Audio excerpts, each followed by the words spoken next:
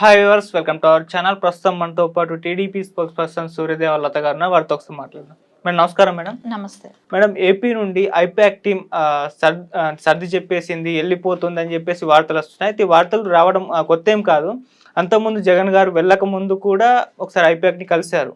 అక్కడ గెలుపు పట్ల ధీమా వ్యక్తం చేశారు. దానికంటే ముందు కూడా ఐపాక్ వెళ్ళిపోతుందని చెప్పేసి అన్నారు. అసలు ఈ వార్తల్లో నిజమెంత ఉంది? మరి ఐపాక్ వెళ్తుందా, ఉంటుందా? మరి ఇదే వైపు సజ్జల భార్గవ్ కూడా ఒక ఐపాక్ లాంటిది ఒకటి తీస్తున్నారు, ఆ సేవల్ని వినియోగించి పోతుంది వైసీపీ అని అంటున్నారు. దీంట్లో వాస్తవం ఎంత ఉంది మేడం? ఐపాక్ టీమ్‌కైతే మొన్న లాస్ట్ టైమ్ కూడా మీటింగ్ పెట్టుకోవటం, వెళ్ళటం అనేది జరిగింది. అవును. సో, కానీ అప్పటికే అతనికి ఇష్టం లేదు ఐపాక్ టీమ్‌ని కలవటం. ఎందుకంటే ప్రశాంత్ కిషోర్ గారు ఏదైతే స్థాపించాడో దానిలో అది కంటిన్యూ చేయటం అతనికి ఇష్టం లేకుండా ఉండటమే కానివ్వండి, దీని అన్నిటి మూలాన ఆయన వెళ్ళాలని కూడా అనుకోలేదు. సరే ఎళ్లారు. వెళ్ళిన తర్వాత ఏమో అక్కడ వాళ్ళతో ఉండటం కానివ్వండి, తర్వాత వాళ్ళందరినీ కూడా ఇది ఐపాక్ అనేది ఉండట్లేదు, తీసేయటం జరుగుతుంది, మీ అందరూ కూడా వెళ్ళిపోవాల్సిందని కూడా చెప్పటం జరిగింది. దాని తర్వాత అక్కడ నుంచి వాళ్ళ దగ్గర హార్డ్ డిస్క్లే కానివ్వండి అవన్నీ మీరు హ్యాండ్ ఓవర్ చేసిన తర్వాత మీకు మీ సర్టిఫికేట్స్ మేము రిటర్న్ ఇస్తామని కూడా వాళ్ళకి చెప్పటం జరిగింది. సో ఇవన్నీ కూడా వాళ్ళతో ముందే మాట్లాడటం జరిగింది. కానీ వాళ్ళకి కూడా ఐపాక్ టీం వాళ్ళకి కూడా ఏమనిపించిందంటే ఎట్లాగో గెలవదు, రేపు గెలిచినా కూడా ఇది కంటిన్యూ చేస్తాడో లేదో కూడా తెలియదు, వాళ్ళందరూ కూడా వెళ్ళిపోవటానికే ప్రిపేర్ అయిపోయారు.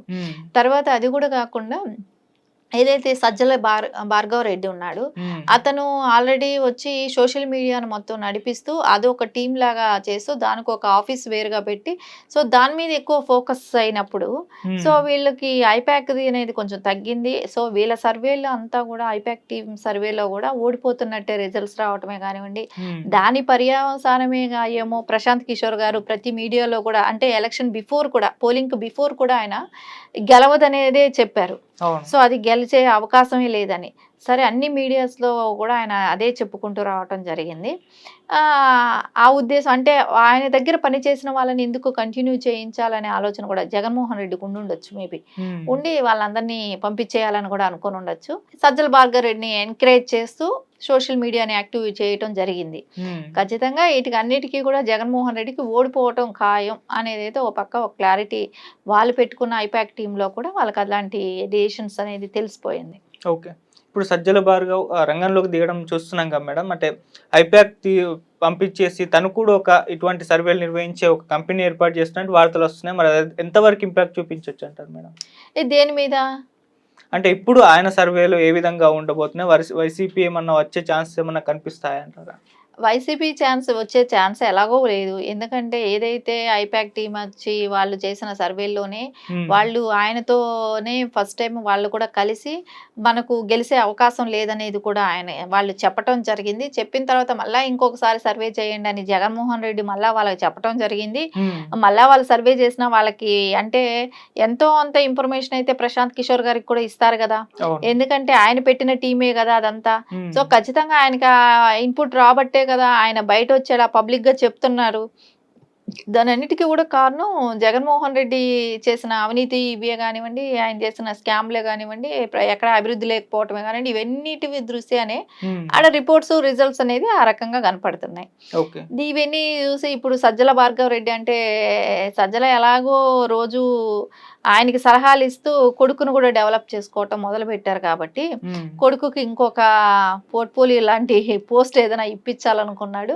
సో అందుకని ఈ సోషల్ మీడియా కోసం ఆయన్ని పెట్టుకోవటమే కానివ్వండి, ఆయన ఈ సోషల్ మీడియాలో ఎవరెవరైతే యాక్టివ్గా ఉంటారో వాళ్ళందరినీ టిక్ టాక్లు చేసుకునే వాళ్ళని కానీ వాళ్ళందరినీ కూడా ప్రమోషన్స్ చేయించుకోవటానికే కానివ్వండి, అన్ని రకాల వాడుకోవటమే కానివ్వండి, దానికంటూ ఒక ఆఫీస్ ఓపెన్ చేసి వాళ్ళని ఎంకరేజ్ చేస్తా, ప్రభుత్వం ఫండ్స్ అంతా దానికి కూడా వినియోగిస్తా, ఇవన్నీ చేస్తున్నది సజ్జల భార్గవ రెడ్డి గారే కదా మేడం. అంటే ఎలక్షన్స్ అయిపోయాయి, ఇప్పుడు ఐపాక్తో పని లేదు, అందుకే ఐపాక్ వెళ్ళిపోతుందని ఒక రకమైన వర్షన్ వినిపిస్తుంది. ఇది నిజం అనుకోవచ్చు అంటారా? ఖచ్చితంగా ఇప్పుడు ఓడిపోయిన తర్వాత ఇప్పుడప్పుడే అవసరం లేదు. సో దాన్ని కంటిన్యూ చేయడానికి ఖర్చు అవుతుంది. ఖర్చు గురించి లెక్క చేయలేండి, ఎందుకంటే దోచేసిన డబ్బు దాచుకొని ఉన్నది ఎక్కువే ఉంది, ఖర్చు పెడతాడు.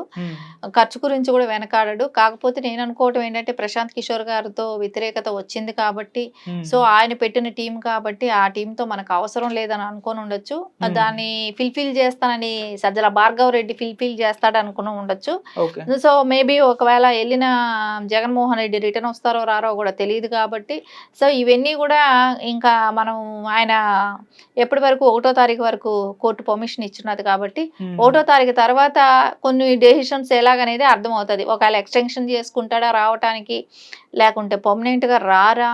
సో వచ్చిన తర్వాత దాన్ని సజ్జల భార్గవ రెడ్డి గారికి హ్యాండ్ ఓవర్ చేసి ఆయన సోషల్ మీడియా నడిపించినట్టే అలాంటి సర్వేలు మళ్ళీ చేయిస్తాడు, అలాంటివి ఉంటదే కానీ అప్పుడే ఆయన వచ్చిన తర్వాత ఆ డెసిషన్స్ అనేది ఉంటాయి. మేడం ఐపాక్ వెళ్ళిపోతుందని లండన్కి వెళ్ళకముందే జగన్మోహన్ రెడ్డి గారు అప్పుడు వార్తలు వచ్చేసాయి. కాకపోతే వెళ్ళలేదు, మళ్ళీ జగన్ గారు వచ్చి కలిశారు, గెలుపు పట్ల ధీమా వ్యక్తం చేశారు. మళ్ళీ ఇప్పుడు వెళ్ళిపోతున్న వార్తలు వస్తున్నాయి. అంటే ఈ వార్తలు అసలు నిజం ఉందంటారా, ఐపాక్ జస్ట్ కేవలం రూమర్స్ క్రియేట్ అవుతున్నాయి అంటారు మేడం? ఐపాక్ టీం అయితే వెళ్ళిపోవటం అయితే కన్ఫామ్ గానే కనిపిస్తుంది. ఎందుకంటే అక్కడ జగన్మోహన్ రెడ్డికి వ్యతిరేకంగా ఎప్పుడైతే ప్రశాంత్ కిషోర్ గారు అక్కడ చెప్తున్నారో ఓడిపోవటం పక్కా అనేది, సో అదంతా ఎవరు ఇస్తున్నారో ఆ ఇన్పుట్ అంతా కూడా వాళ్ళకి ఎట్లాగైనా ఐపాక్ టీం అనేది ప్రశాంత్ కిషోర్ గారితో టచ్ లో ఉంటారు. సో అక్కడ నుంచి ఆయనకి ఆ మెసేజ్ అంతా వెళ్తుంది. సో ఆయనకి అనిపిస్తుంది, జగన్మోహన్ రెడ్డికి ఏమనిపిస్తుంది, నేను ఖర్చు పెట్టి నేను ఇది చేస్తుంటే ఇక్కడ నుంచి మెసేజ్లు అంతా బయట వెళ్ళిపోతున్నాయి అనే ఉద్దేశం ఆయనకు ఉంటది. సో ఖచ్చితంగా నేను గెలుస్తానని ఆయనే చెప్పుకుంటున్నాడు. 151 అంటే ఆ రోజు అక్కడికి వెళ్ళి ఐపాక్ టీం వాళ్ళతో మాట్లాడినప్పుడు అంటే వాళ్ళు బయట చెప్పాల్సింది పోయి ఈయనే చెప్తున్నారు, 151 పైనే మనం గెలుస్తున్నాం, 22 స్థానాలకు పైనే మనం గెలుస్తున్నాం అనే మాట జగన్మోహన్ రెడ్డి చెప్తున్నాడు కానీ మిగతా ఎవరు కూడా చెప్పట్లేదు అక్కడ. సో వీటి అన్ని దృశ్యాలు చూస్తూ ఉంటే ఆయనకి ఐపాక్ టీం అనేది ప్రశాంత్ కిషోర్ గారు పెట్టినది. సో దాని మూలన అది ఉండకూడదు అనేది ఆయనకు ఒక క్లారిటీలతో ఉన్నాడనిపిస్తుంది. కానీ ఇన్ని రోజుల దాకా మరి ఎలక్షన్స్ వరకు అయితే ఐపాక్ టీమ్ తోటే ఉన్నాడు మనం, అప్పటి వరకు ఎందుకు డౌట్ రాలేదు మరి? అంటే వెంటనే అంటే ఆయనతో తేడా వచ్చిన దగ్గర నుంచి వెంటనే సెట్ చేసుకోవడానికి టైం బట్టి ఉంటుంది. అందుకే కదా జగన్మోహన్ రెడ్డి చేసింది ఏంటి, ఈక్వల్ టు సజ్జల భార్గవ రెడ్డిని కూడా ఆయన పెంచుకుంటూ వచ్చాడు. సో ఆయనతో కొన్ని ప్రోగ్రామ్స్ అంటే మనం వైజాగ్ లో సోషల్ మీడియాది ఒక మీటింగ్ పెట్టడం కూడా చూసాం కదా. సో అందరూ అక్కడికి వెళ్ళటం, అటెండ్ అవ్వటం అవన్నీ కూడా చూసాం కాబట్టి సైడ్ గా సజ్జల భార్గవ రెడ్డిని కూడా ఆయన పెంచుకుంటూ రావటం జరిగింది. వీటికన్నిటికీ కూడా ఐపాక్ చెక్కు పెట్టాలనేది ఆయనకు ముందు నుంచే కూడా ప్లాన్ ఉన్నట్టే అనిపిస్తుంది జగన్మోహన్ రెడ్డికి. Thank you so much. Thank you.